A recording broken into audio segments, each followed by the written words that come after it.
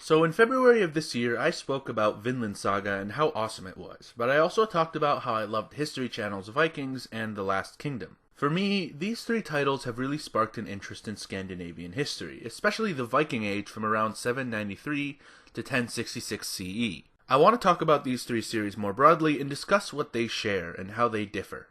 I'm not looking to claim which of the three is best, but I want to talk about their strengths and weaknesses. Doing this, I'll have to discuss world history, since all three of these series more or less cover actual history, while kind of going their own way with the characters.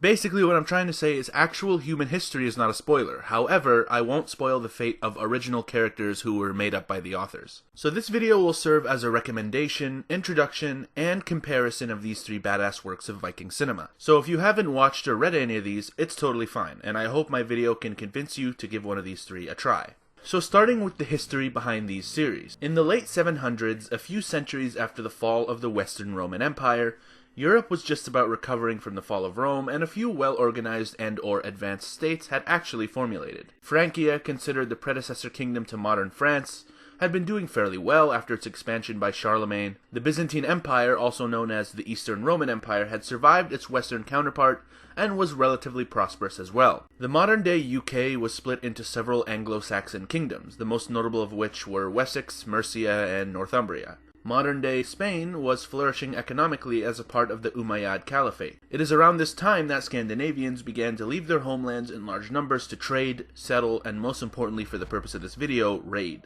Now, the reasons for these mass emigrations out of Scandinavia are still a topic of debate. Some believe it to be overpopulation, lack of resources, or internal strife in those Norse lands. And it might very well be a combination of all three. Either way, sections of these populations sailed out in search of quick riches, slaves, and plunder, and terrorized English, Scottish, Irish, and mainland European coastlines, utilizing their superior shipbuilding technology and sailing methods, born of their dependence on sailing to survive in Scandinavia's harsh conditions. The ones who would go out for the purpose of raiding were called Vikings. While these raids were orchestrated by mostly independent bands of Vikings, Scandinavian kings had began to organize their territories into more formal nations and empires, while at the same time mainland European states began to take the Viking threats more seriously and shore up their defenses and/or devise plans to deter Vikings, and this led to actual wars between nations. Since The Last Kingdom is based on Bernard Cornwell's novels that started in 2004, it's technically the oldest of the three series, so I'm going to start with it.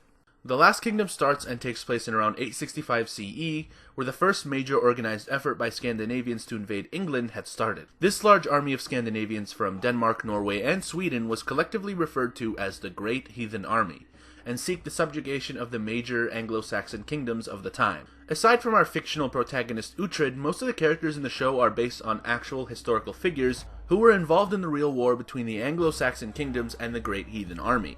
There's a lot added onto the characters for the sake of storytelling, but that can be excused because of the relative lack of written sources on this time period compared to later periods in medieval history.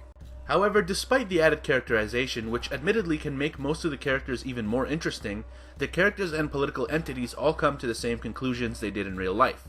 Northumbria is subjugated, Mercia is weakened, Alfred ascends to the throne of Wessex, and then checks the Vikings at the Battle of Edington.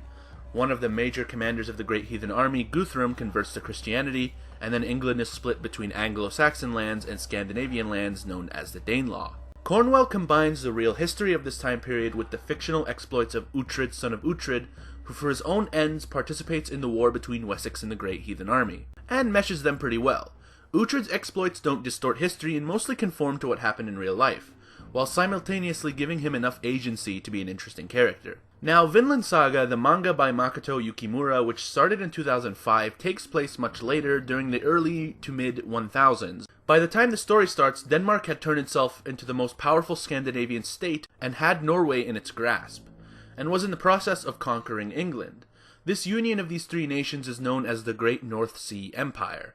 We also know that this is the relative time period because the contact between Scandinavian settlers and North American groups that occurred around the year 1000 was mentioned as a flashback. And Canute the Great, the one who ascended to the English throne to unite England with Denmark and Norway, is an essential character in the story. The characters who are based on historical figures mostly conform to what they did in real life. Canute conquered England with the help of his father Sweyn Forkbeard, who was a powerful Danish king, and then Sweyn died shortly after the conquest of England. And Thorkel the Tall fiercely operated in England under different employers. And main character Thorfinn does actually go out in search of a new life away from Europe, like his real-life counterpart. Now, like Last Kingdom, characterization and unique quirks are added to these characters to both entertain and fill in the gap left by our lack of extended documentation on these figures. But it, for the most part, does not compromise history, and the timeline remains intact. History Channel's Vikings, first airing in 2013 and written by Michael Hurst, begins around the 793 raid of the Lindisfarne Monastery in Northumbria,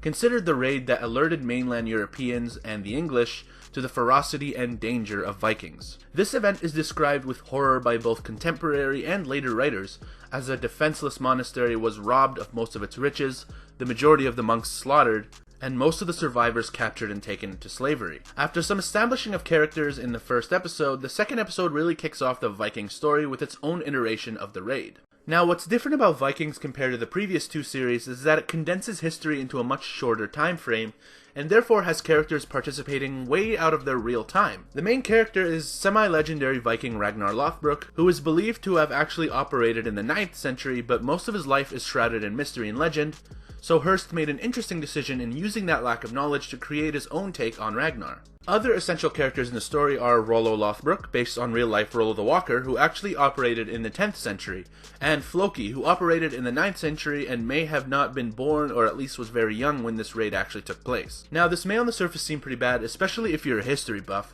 but Vikings' purpose seems to be more of an amalgamation of Viking figures and legends, and kind of a celebration of everything Viking or pre-Christian Norse, in a sense. And I don't think the intention was ever following history completely. There are not many other narratives out there in which Viking legend Ragnar Lothbrok is brothers with Rollo, the founder of Normandy, or where Floki, the guy most well known for finding Iceland, is scaling the walls of Paris alongside Björn Ironside, a guy who raided as far as North Africa. The series is meant to be semi-fictional in a way, a sort of alternate version of history where all these major Viking Age figures exist at the same time.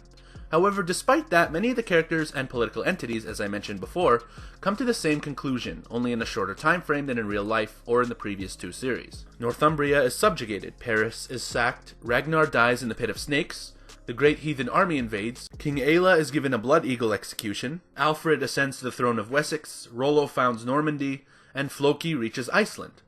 I like to call this the Gintama method, in which the characters all go their own separate way from history, but mostly reach the same or similar ends to the ones they did in real life. And the political and social outlook similarly shifts, albeit in a condensed time frame, and with some people living longer than they actually did, or just being totally out of their time. So with this in mind, Last Kingdom and Vinland Saga can be considered extended retellings of history, while History Channel's Vikings is a celebration of Viking history that tells a somewhat alternate story. Now, the next aspect of the three series I want to talk about is the viewpoint in which we watch or read them. The Last Kingdom is mostly from the English viewpoint of the Viking invasions, as the major characters of the series, Uhtred, King Alfred, Brida, Father Beocca, Hild, Ethelwald, are all Saxons who have had their lives changed by the Viking invasions, in one way or another. The invading Vikings are mostly antagonists in the series, but many of them are not straight up evil, so some interesting characters emerge, but it may not be ideal if you're looking for a balanced perspective, as the Norse characters are mostly on the outside looking into English society, hoping to profit off of its invasion in one way or another.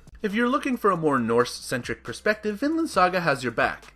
Maybe a little too much though, because it kind of suffers from the opposite problem. Vinland Saga portrays the late Viking Age almost entirely from the Viking perspective, with only a handful of characters not being from Scandinavia from what I remember. The series that seems to try to strike a balance here is History Channel's Vikings. While initially starting from the Norse perspective, the series expands to encompass both Norse and English perspectives. Some of the most notable characters in the series are Saxon, such as Athelstan, Kings Ecbert, Ethelwulf, and Alfred of Wessex, King Aela of Northumbria, Queen Judith of Wessex, and Bishop Haekmund, all of which have character arcs in development the same as the Viking characters. This series still leans towards the Norse perspective. The show is called Vikings after all, but it gives the English characters a fair shake.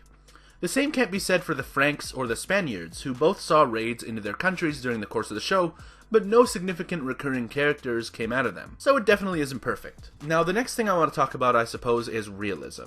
The Last Kingdom has really good battle scenes, and a bunch of really cool one-on-one fights to remember, such as Uhtred vs. Ubba, Bloodhair vs. Heston, and Uhtred vs. Leofric. The fighting is pretty realistic as far as TV is concerned, no superpowers or anything, There are a few instances where there's some weird witchcraft slash magic, but that's not actually used in the fighting, save for one instance that I can remember. Supernatural stuff such as curses seem to be taken fairly seriously, though. 2 characters in the series seem to legitimately suffer from a curse put on them, and shamans and people like that seem to wield legitimate power in the series. Vinland Saga is definitely on the more fantastical side. While it's not as crazy as most conventional manga and anime, for a historical series it really takes liberties.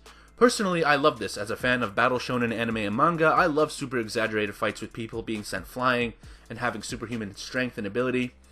If you're looking for accurate combat, you might not be happy with Vinland Saga, but if you like fantastical fictional fights like me, you'll be right at home reading Vinland Saga. However, outside of mega strength and speed, there aren't really any superpowers in Vinland Saga. No beams or flight or anything, and there aren't any shamans or wizards or anything. The series is more focused on individual bouts though, rather than large-scale battles aside from a few instances.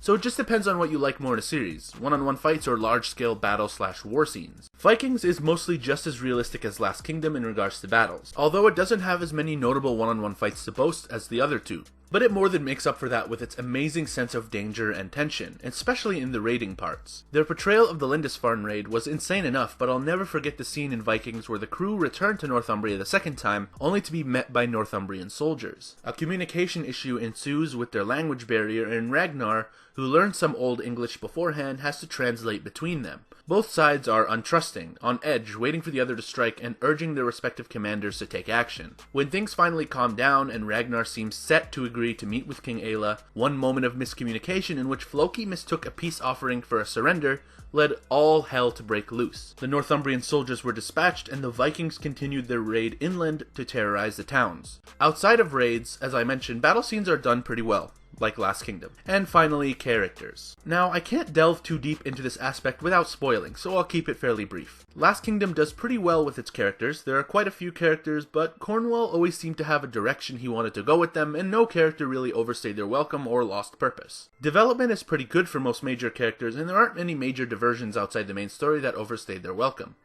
There's a consistent focus to the story which keeps it relatively well paced. Vinland Saga is probably the most character driven of the 3 though. It has in my opinion the best development of the 3 series for its characters and the most compelling of them. No character is too good or too smart to face adversity, and Yukimura does a good job in blurring the lines of good and evil in the series, which keeps things interesting. Now, History Channel's Vikings unfortunately has the most problems in regards to the handling of its characters. To be clear, there are still a lot of interesting characters in Vikings. In fact, Ragnar Lothbrok is one of my favorite characters in all TV. Seriously, he's an amazing character all the way through. There are other great characters like King Egbert, Rollo, Athelstan, and Ivar the Boneless, who I believe remain consistently interesting in their time in the series. However, those good characters are somewhat offset by the myriad of characters who don't really seem to have a point for even being around. This includes some characters who had their character arcs end early and didn't really serve much of a purpose in the narrative anymore. Other characters who had character regressions instead of progressions. I don't mean progressions in the way of going from bad to good, but progressions in the sense of learning from what happens to them and adapting accordingly. Or other characters who showed up with a purpose but had their story kind of thrown out midway.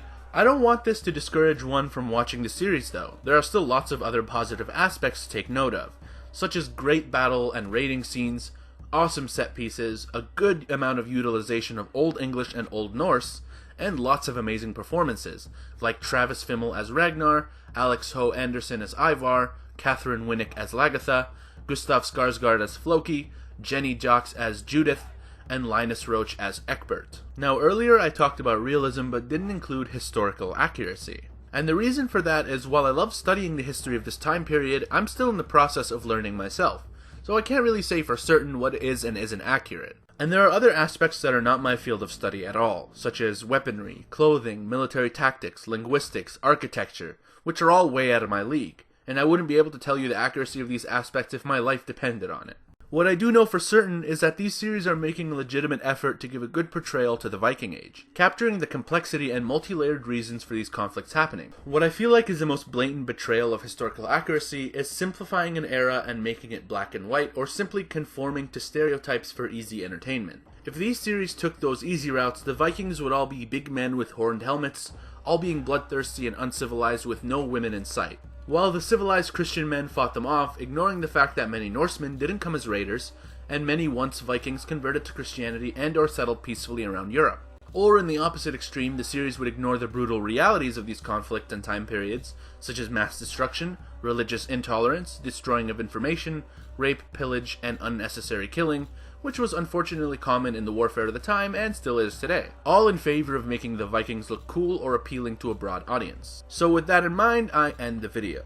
I hope this video was enjoyable if you've seen these series already, and if you haven't seen one, any, or all of these series, I hope the videos convince you to at least give one of them a shot. They're 3 of my absolute favorite series ever, and I really want people to watch/read them. Have a wonderful day, everybody.